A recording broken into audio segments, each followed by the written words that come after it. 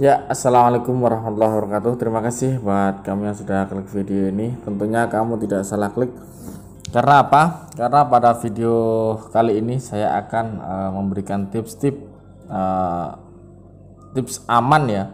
Tips aman ketika kita mencari ikan, baik itu di sungai, di sawah atau di tempat-tempat yang lain. Jadi intinya demi keselamatan kita harus tetap waspada karena yang kita gunakan adalah alat yang mengeluarkan arus listrik yang besar. Oke, namun sebelum lanjut, jangan lupa untuk like video ini. Buat kamu yang suka, jangan lupa di subscribe dan nyalakan loncengnya, dan juga jangan lupa di share ke teman-teman agar mereka tahu apa yang kamu tahu. Oke, yang pertama yang akan kita perhatikan ketika kita mencari ikan demi keselamatan, tentunya demi keselamatan ya. Pastikan alat kita aman. Jadi kita menggunakan box yang aman dari sengatan. Karena apa? Biasanya box yang kita bawa itu dia bisa mengaliri arus listrik. Jadi kita harus memastikan box yang kita gunakan aman dari mesin yang kita bawa. Itu yang pertama. Kemudian yang kedua, tadi yang pertama adalah box, yang kedua kita pastikan kabel ya. Kabel yang kita gunakan semuanya dalam kondisi masih bagus, tidak ada sambungan atau yang terkelupas di tengah. Karena apa?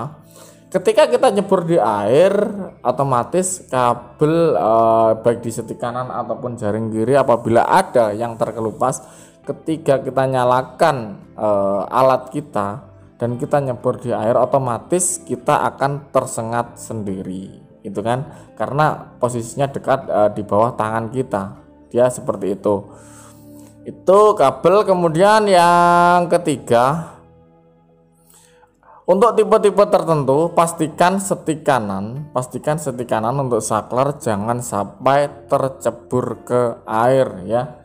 Jangan sampai tercebur ke air, karena untuk tipe-tipe tertentu seperti tipe primer dan tipe PS semi juga yang lain, apabila setik kanan tercebur di air dan kita nyalakan, otomatis tangan kanan kita akan tersengat ketika basah ya.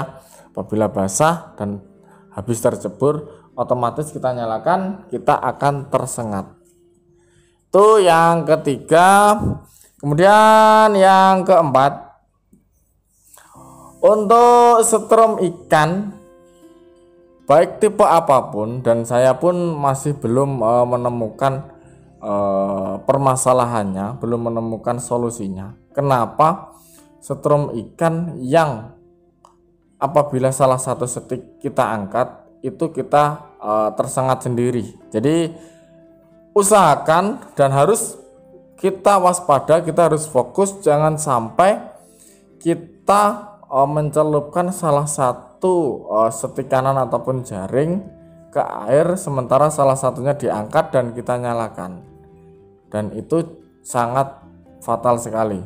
Itu yang perlu diperhatikan. Jadi yang keempat itu adalah usahakan untuk setiap menyalakan semua ujung setik dan jaring itu ada pada air. Kemudian yang kelima, kita harus bisa memastikan medan yang akan kita lalui itu adalah medan yang aman. Jadi jangan memaksakan segala sesuatu demi mendapatkan buruan dan kita tidak memperhatikan keselamatan. Jadi untuk kedalaman setengah meter pun, kalaupun kita tidak berhati-hati, kita bisa termakan sendiri oleh alat kita. Jadi intinya kita harus memperhatikan medan. Caranya bagaimana? Sebelum kita melangkah, pastikan kaki kita rabakan ke dalam air, kita rabakan ke depan. Dikira kondisi sudah ada pijakan yang tepat, baru kita melanjutkan perjalanan untuk maju ke depan mencari ikan. Itu yang kelima. Kemudian yang keenam, usahakan menggunakan sepatu yang kasat ya, yang keset atau istilahnya ada tidak licin. Nah, karena apa? Di kondisi tertentu itu apabila kita melakukan perjalanan di air, ada tempat-tempat yang licin sehingga membuat kita akan terpleset. Itu yang keenam, kita pastikan APD kita lengkap dan aman. Kemudian yang ketujuh yang perlu kita ingat, dan ini sebenarnya sangat penting sekali ya, sangat penting sekali. Ketika kita mengkoneksi jaring ataupun setik dengan alat kita, biasanya menggunakan baut, usahakan jangan terlalu kencang. Karena apa? Ketika kita mengalami kendala ataupun kita mengalami kecelakaan, itu akan mudah terlepas dan tidak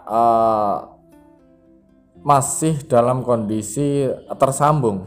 Seandainya kita jatuh dan kita menginjak ataupun kita menekan setik kanan dan menyala, apabila kita gerak, kalau itu masih tersambung, otomatis kita masih dalam kondisi tersengat. Tetapi kalau itu koneksinya itu mudah lepas, jadi dalam kondisi ketarik sekian berapa gitu, dia akan terlepas sendiri. Nah, itu yang ketujuh. Jadi yang perlu diingat yang ketujuh itu. Dan juga untuk yang kedelapan, untuk ketika kita mencari ikan, usahakan mengajak teman ya, mengajak teman, jangan sendirian. Kita nggak tahu apa yang ada di TKP, kita nggak tahu kondisi di TKP, sehingga apabila ada segala sesuatu, teman kita bisa membantu untuk menyelamatkan kita. Kemudian yang kesembilan, ini juga sangat penting sekali. Ketika kita sudah mendapatkan buruan dan ketika buruan itu lompat kepada posisi kita, usahakan jangan kita kejar menggunakan setik. Karena apa? Ketika buruan yang kita sengat tadi lari ke kita, itu otomatis kita kejar menggunakan setik, dan kita gak sadar setik itu mendekati kita sehingga kita akan tersengat sendiri. Itu. Kemudian yang terakhir, untuk yang ke-10, ini yang harus kita ingat ketika di tempat-tempat tertentu seperti dam atau bendungan atau apa yang notabene bawahnya adalah cor atau plesteran ya. Biasanya di dalamnya itu ada kawatnya. Nah, ketika kita melakukan pencarian di lokasi seperti itu, usahakan untuk dihindari. Karena apa? Karena kawat itu posisi kita injak, sehingga apabila kita menyalakan, dia akan tersambung kepada badan kita. Jadi itu untuk sementara yang harus kita perhatikan. Ada 10 poin yang harus kita perhatikan agar ketika kita melakukan pencarian ikan menggunakan alat setrum aman dan lebih menyenangkan. Oke, akhirnya demikian, semoga bermanfaat. Jangan lupa di like, share, and subscribe Solusi Channel. Semoga memberikan segala sesuatu yang notabene bisa bermanfaat buat semuanya. Akhirnya, assalamualaikum warahmatullahi wabarakatuh. Terima kasih.